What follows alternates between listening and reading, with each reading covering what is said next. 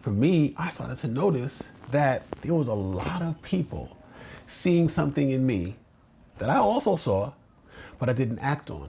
And when they would give me an opportunity to act on what they saw in me and I saw in me, I would say no because I felt I was an imposter. Talk about imposter syndrome much.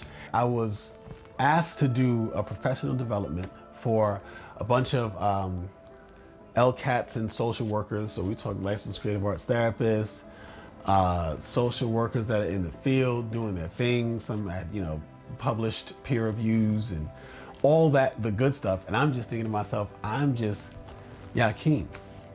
I'm just the kid that likes to encourage people to be great and do awesome things, that had nothing but positive things said about me in any place that I've gone. And you want me to speak? And I'm like, I would love to speak, but who's gonna be there? Who all gonna be there? And I would feel insecure and feel like I don't think I have something to offer. Maybe somebody that has more authority can speak on that.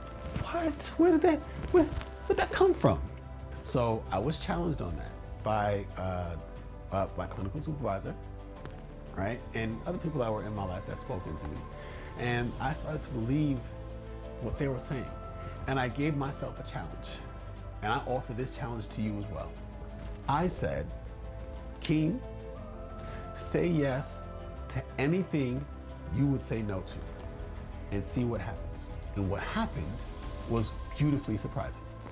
So stepping out of my comfort zone and saying yes to things that I would instinctively say no to opened up so many doors for me that allowed great things to happen.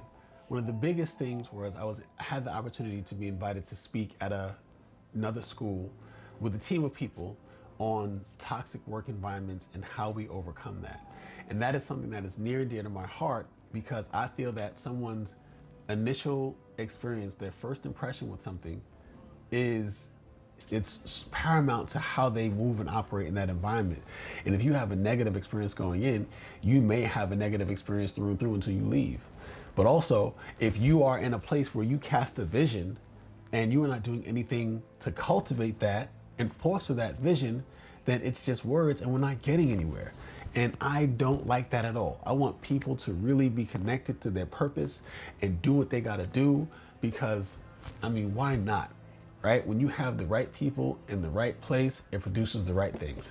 And what I've always done, and I've haven't shared this, is that if there was any place that I've gone and they had an empty space that had, tables and chairs, I would, you can call me crazy if you want, but I don't know, you gotta see yourself doing the thing before you do it so that when you get there, it's been normal to you. I would speak to empty rooms. I would give motivational speeches to empty rooms.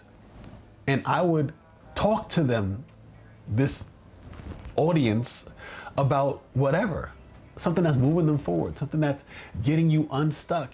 And I would do that anywhere I went. And as a matter of fact, I would use that to my advantage for a lot of things. When I was doing my undergrad at Lehman College in the Bronx, shout out to the Bronx, BX, what's up, love you. I would go to the field that they did graduations on, and I would imagine myself being there because I felt like it would be hard for me to graduate because I took a little extra time and I had some catch-up work to do, and I was also challenging negative thoughts in that same way.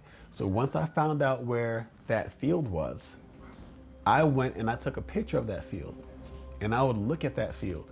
Anytime I had a break in between my classes, I would stare at that field and I would imagine all the cap and gowns, the color that it was, and I would imagine myself walking in that cap and gown, in that color, hearing my name called, seeing the people there to support me, getting my degree, and doing the thing that I felt it would be hard for me to do.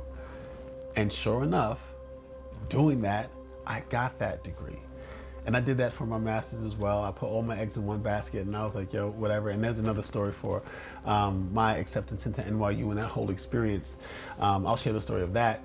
But that opportunity of saying yes to this thing allowed me to speak to other professionals, and I've always wanted to do that. I said if I wasn't doing therapy, if I wasn't doing counseling, I would be doing professional developments, going places and speaking to people and getting them to get aligned with the vision and actually put some action steps behind it, because when you hit the vision, it makes everything plain. So that's another story, but it allowed me to speak. And I love how God connects these dots. The school I went to, it turned out that one of the staff there did a paint and sip school edition for families during COVID. And I saw this person. And at that time, I created a emotions chart shirt that was asking, how do you feel? I'll show you about that one of these other videos. And he liked it, as did a few others. And I only had one printed out. And from that encounter, they was like, yo, I gotta have that. And other teachers was like, yeah, I like that too. And they was like, you should, do X, Y, and Z with it. And I was like, yo, these are all ideas, but I didn't even have a business. So this person that was at my prior school, whose school I was at now, doing a professional development on toxic work environments, saw the shirt that I had created. And I'll even share the story of why I created that shirt. And was like, yo, you need to make this a business. You need to become a DOE vendor. When you do, holla at me, let's talk.